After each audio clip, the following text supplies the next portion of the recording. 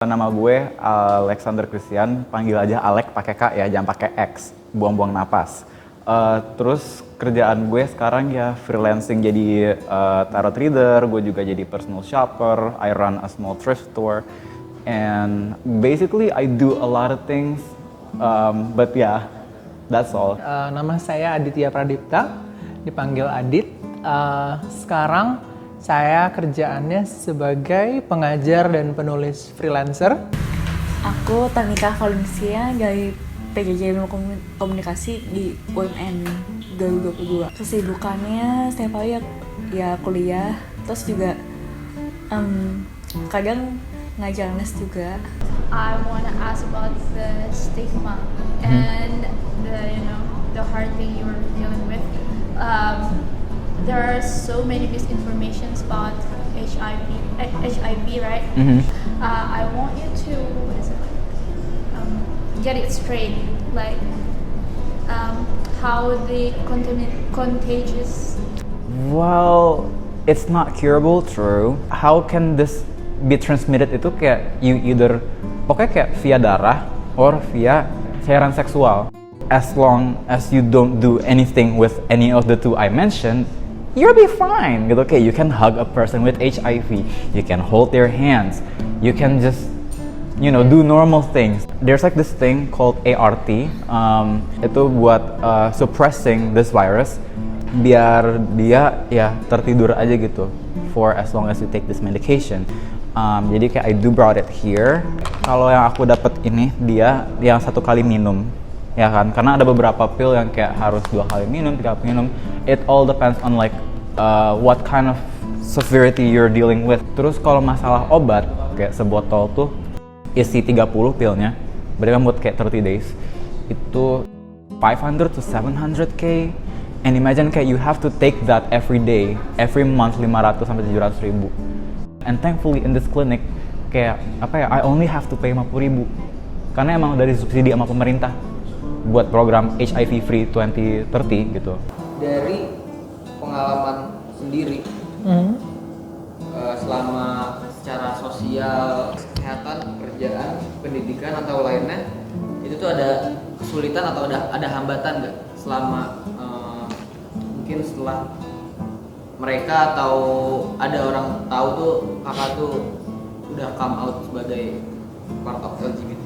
Ya, gue sudah sadar bahwa gue gay dari SMP kelas 8 mungkin. Yang selalu gue lakukan dalam lingkungan sosial, ataupun dalam lingkungan profesional, kehidupan pribadi gue, bagi gue adalah sesuatu yang berbeda urusan. Cuman namanya di Indonesia di mana semua orang merasa perlu tahu urusan semua orang, dan itu kan bagian dari budaya yang komunal ya. Jadi ya mau nggak mau paham bahwa ya kadang-kadang orang ini mungkin niatnya nggak buruk.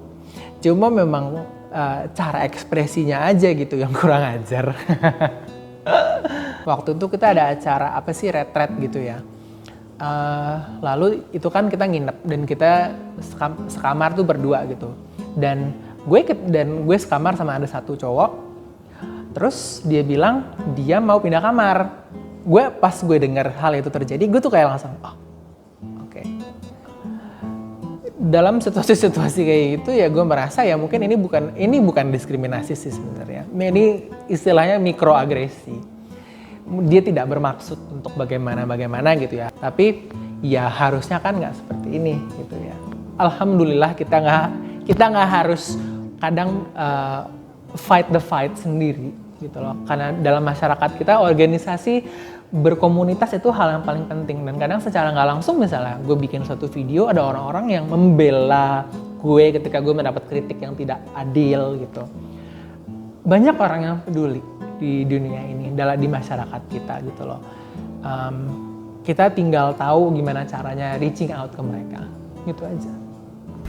Berdasarkan pengalaman kakak sendiri, apakah kakak pernah merasakan hambatan seperti akses kesehatan, pekerjaan, pendidikan, atau yang lainnya? Kalau ada, boleh diceritain atau disebutkan nggak? Kalau untuk di sekolah yang aku dulu itu sih memang belum ada, tapi karena di sekolah aku waktu itu aku nggak belajar sampai ke lantai atas, alias kayak ruang belajar aku cuma di lantai 1 aja, jadi nggak terlalu merasa kesusahan sih. Kalau untuk di kampus juga terbantu banget dengan kayak fasilitas toilet khusus disabilitas. Terus juga pas masuk lobby kan ada